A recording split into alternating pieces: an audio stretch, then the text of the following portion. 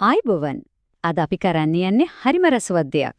ඒ තමයි සමාගමකට හරියට ડોක්ටර් කෙනෙක් වගේ සම්පූර්ණ හෙල්ත් චෙක්අප් එකක් දෙන එක. ඒකට අපි පාවිච්චි කරන්නේ මූල්‍ය විශ්ලේෂණ මෙවලම්.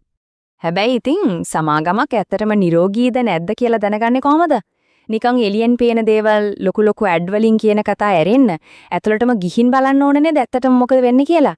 අන්න ඒකට තමයි අපිට ක්‍රමයක් ඕනේ වෙන්නේ. ඉතින් අපි මේ විශ්ලේෂණය කරන්න යන්නේ හරියට ડોක්ටර් කෙනෙක් ලෙඩෙක්ව පරීක්ෂා කරනම වගේ. සමාගමක තියෙන හොඳ තැන්, ඒ කියන්නේ ශක්තියින් සහ තියෙන අවුල්, ඒ කියන්නේ දුර්වලතා මේ දෙකම හොයාගන්න අපි පාවිච්චි කරන්නේ ඒ සමාගමේ මූල්‍ය තොරතුරු. හරි. එහෙනම් මේ තමයි අපේ චෙක්අප් එකේ ප්ලෑන් එක. මුලින්ම අපි බලනවා සමාගමක හෙල්ත් චෙක්අප් එකක් කියන්නේ මොකක්ද කියලා. ඊට පස්සේ රෝගියාගේ වාර්තාව. ඒ කියන්නේ මූල්‍ය ප්‍රකාශන කියවනවා. ඊළඟට අපේ ටූල් කිට් එක. ඒ කියන්නේ අනුපාත ගැන කතා කරනවා. ඊටත් පස්සේ මූලික දර්ශක බලලා දිගුකාලීන සෞඛ්‍යය ගැන හොයලා අන්තිමටම සම්පූර්ණ ඩයග්නොසිස් එකක්. ඒ කියන්නේ රෝග විනිශ්චයක් දනෝ. අපි මේ පාරේ තමයි ඉස්සරහට යන්නේ. හොඳයි. ඕනෙම ડોක්ටර් කෙනෙක් ලෙඩක් ගැන හරියටම කියන්න කලින් ඉස්සෙල්ලම බලන්නේ මොකද්ද? රෝගියාගේ රිපෝට් එක නේද? අන්න ඒ වගේ අපේ මේ විශ්ලේෂණයේදීත් අපිට බලන්න ඕන ප්‍රධාන ලේඛන දෙකක් තියෙනවා. මෙන්න මේ ප්‍රකාශන දෙක තමයි ඒ. එකක් ආදායම් ප්‍රකාශය, අනික මූල්‍ය තත්ත්ව ප්‍රකාශය. මේ දෙකේ වෙනස හරිම අපූරුයි. හිතන්නකෝ ආදායම් ප්‍රකාශය කියන්නේ හරියට වීඩියෝ එකක් වගේ. නිශ්චිත කාලයක් හිතමුකෝ අවුරුද්දක් පුරාවට සමාගම ලාභ ලැබුවද පාඩු ලැබුවද කියන කතාව එකෙන් කියවනවා. හැබැයි මූල්‍ය තත්ත්ව ප්‍රකාශය කියන්නේ හරියට ෆොටෝ එකක් වගේ. එකම එක මොහොතකදී. ඒ කියන්නේ ක්ලික් කරපු වෙලාවේ සමාගමට මොනවද අයිති මොනවද ගෙවන්න තියෙන්නේ කියලා පෙන්නනවා. හරි. දැන් අපේ අතේ රෝගියාගේ රිපෝට්ස් ඒ කියන්නේ අර මූල්‍ය ප්‍රකාශන දෙක තියෙනවා. හැබැයි ඒ වගේ තියෙන්නේ නිකම් ඉලක්කම් ගොඩක් විතරයි. ඒ ඉලක්කම් වලින් තේරුමක් ගන්න නම් අපිට ඕන වෙනවා විශේෂ මෙවලම් ටිකක්.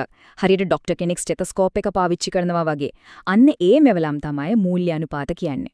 සරලවම කිව්වොත් මූල්‍ය අනුපාතයක් කියන්නේ ඉලක්කම් දෙකක් නැත්නම් ඊට වැඩියෙන් අරගෙන ඒ අතර තියෙන සම්බන්ධය බලන එක. මේකෙන් වෙන්නේ අර නිකම්ම තිබ්බ දැත්ත ටික අරගෙන ඒකෙන් හරිම වැදගත් දෙයක් කියන අර්ථවත් සැසඳීමක් කරන එක.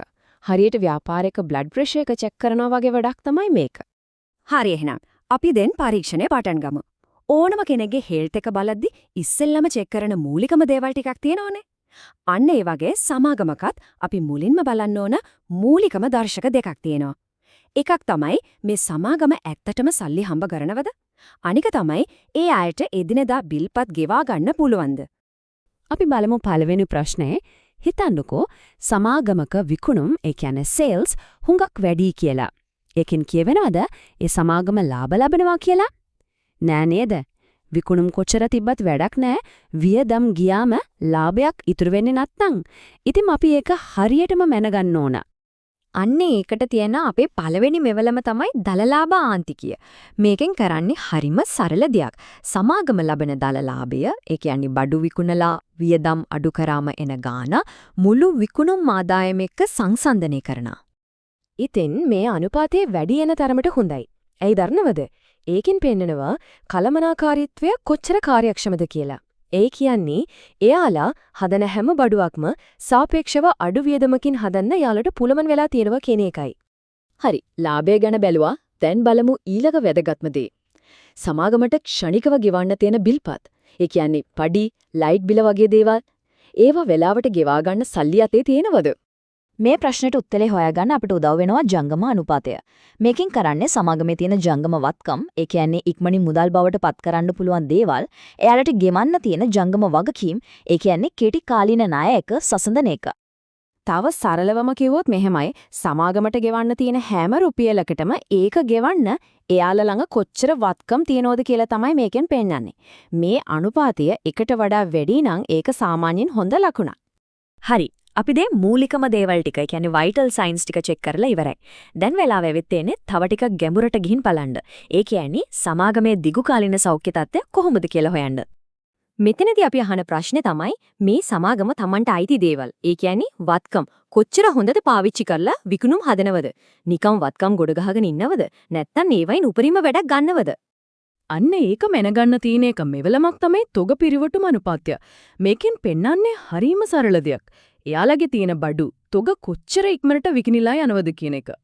හිතන්නකෝ මේ අනුපාතය ගොඩක් ඉහළයි නම් ඒකෙන් කියවෙන්නේ බඩු ගබඩාවේ දුවිලි කකා තියෙන්නේ නැතුව හදපු ගමන් විකිනිලා යනවා කියන එක. ඒ කියන්නේ තොග කළමනාකරණය හරිම කාර්යක්ෂමයි. හරි. ඊළඟට අපි බලන්න ඕන සමාගම කොච්චර අවදානමක් අරගෙනද තියෙන්නේ කියලා. ඒක බලන්න හොඳම විදිහක් තමයි සමාගම කොච්චර දුරට ණය සල්ලි මත යැපෙනවද කියලා හොයන එක. මේකට තියෙන මේවලම තමයි ණය හිමිකම අනුපාතය. මේකෙන් කරන්නේ පිටින් ගත්ත ණය සල්ලි අයිතිකාරය දාපු සල්ලි එක සසඳන එක. ඒ කියන්නේ ණය දෙන්නන්ගේ දායකත්වයයි අයිතිකාරයන්ගේ දායකත්වයයි අතර තියෙන බැලන්ස් එක බලනවා. ඉතින් මේ අනුපාතය දිහා බැලුවම සමාගම කොච්චරක් ණය වෙලාද ඒ වගේම යාළගම සල්ලි කොච්චරක් තියෙනවද කියන එකේ ශේෂය බලා ගන්න පුළුවන්. ඒකෙන් සමාගමේ දිගුකාලීන ස්ථාවරත්වය සහ මූල්‍ය අවදානම ගැන හොඳ අදහසක් එනවා. හරි අපි පොඩ්ඩක් ආපහු හැරලා බලමු. අපි මේ වෙනකොට අනුපාත වර්ග කිහිපයක් ගැන කතා කළා. ලාභදායීත්වය, ද්‍රවශීලතාවය, ක්‍රියාකාරකම්, ණය ගැනීම වර්ධනය වගේ මේ හැම එකකින්ම කරන්නේ සමාගමයේ සෞඛ්‍ය ගැන තියෙන හරිම මූලික ප්‍රශ්නකට උත්තර දෙන එක. සමාගම ලාභ ලබනවද, බිල් ගෙවන්න පුළුවන්ද වගේ ප්‍රශ්නවලට. ඕන දැන් තමයි වැදගත්ම හරිය. අපි මේ වෙනම හොයාගත්ත හැම තුරුතුරක්ම ඒ කියන්නේ හැම අනුකාතයකින්ම ලැබුණ උත්තර ටික එකට එකතු කරනවා. එතකොට අපිට ලැබෙන්නේ නිකම්ම ඉලක්කම් ටිකක් නෙමෙයි සමාගමේ මූල්‍ය සෞඛ්‍යය ගැන සම්පූර්ණ චිත්‍රයක්. අන්න ඒකට තමයි අපි කියන්නේ අවසාන රෝග විනිශ්චය කියලා. ඉතින් දැන් මේ ටූල්ස් ටික තියෙනවා මුලින්ම පරීක්ෂා කරලා බලන්නේ මොන සමාගමද මෙතනදී මතක තියාගන්න ඕනේ වැදගත්ම දේ තමයි මේ දේවල් ලොකු විශේෂඥයන්ට විතරක් අයිති දේවල් නෙමෙයි මේවා පාවිච්චි කරලා ඕනම කෙනෙකුට පුළුවන් සමාගමක් ඇතුළටම ගිහින් බලලා ඒකේ ඇත්තම තත්ත්වය මොකක්ද කියලා තේරුම් ගන්න. ඒක තමයි මේ දැනුමේ තියෙන බලය.